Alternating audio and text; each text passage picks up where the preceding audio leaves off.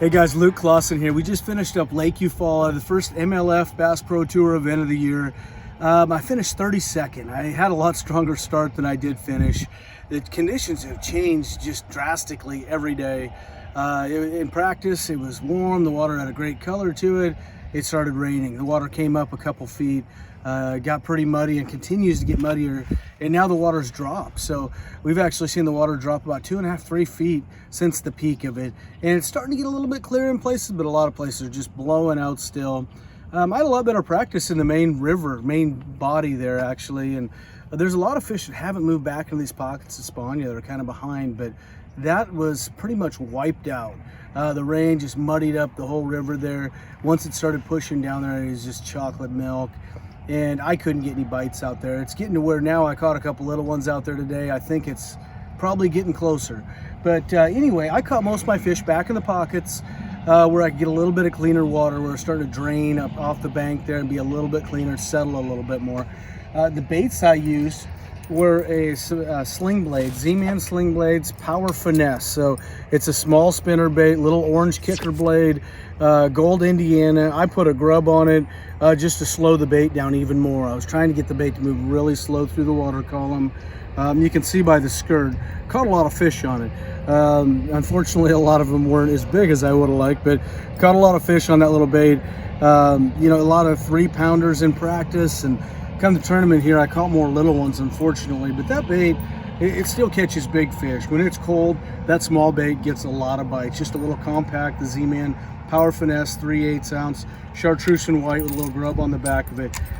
Throwing it on a G Loomis SBR 813. So it's a spinnerbait rod. It's a fairly parabolic rod. 15-pound Seaguar in Invisex. It's a really smooth line, so this light spinnerbait I can roll cast really well. That Invisex just comes off your finger really good. So the roll cast that light bait, you can get some speed on it and throw it pretty well. I was throwing an SLX DC. I like the DC with the spinnerbait. Spinnerbaits and buzz baits have a tendency to twirl in the air, and that's one thing that DC really excels at. Whether it's a Corrado DC or the SLX DC, that DC feature really helps getting backlash when a bait starts to helicopter on you, and those wired baits, it happens with quite a bit.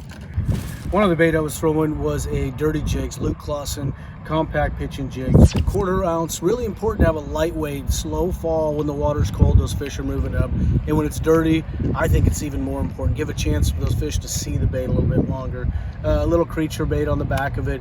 15-pound Seaguar Brazex is the line I was using with that. I wanted something that was gonna not receive damage from the laydowns, rocks, everything that I'm throwing that jig up against all day. Something that is gonna not get really worn down, but something I can throw light enough too. I don't want to throw 20-pound line on a little jig like that. It's just a lot harder to throw in the places you want to throw it. So that was the jig I was using. Corrado K 7/4-1, something a little bit faster. You can pick up your line when a fish is swimming off the bank at you. You can get that rod to load. And speaking of the rod, G Loomis 844 MBR. Really, MBR 844 is a rod I won the Bassmasters Classic on.